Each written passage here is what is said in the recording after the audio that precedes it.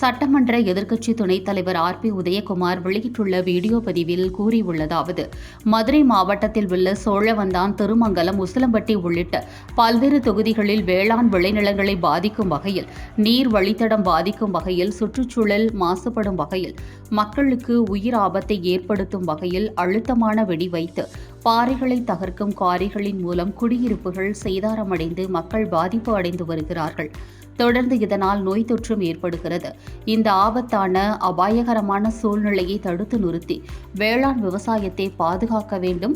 மக்களின் வாழ்வாதாரத்திற்கு உரிய பாதுகாப்பு வழங்க தேவையான நடவடிக்கை எடுக்க வேண்டும் என்று தொடர்ந்து மக்கள் போராட்டத்தில் ஈடுபட்டு வந்தனர்.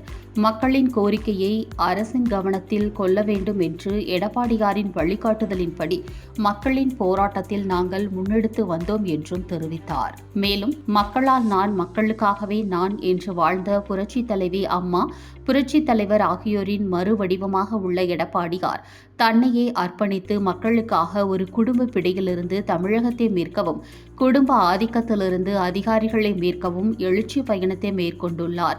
அதேபோல மக்களுக்காக திட்டம்தான், திட்டங்களுக்காக மக்கள் அல்ல என்று தொடர்ந்து போராடி வருகிறார்.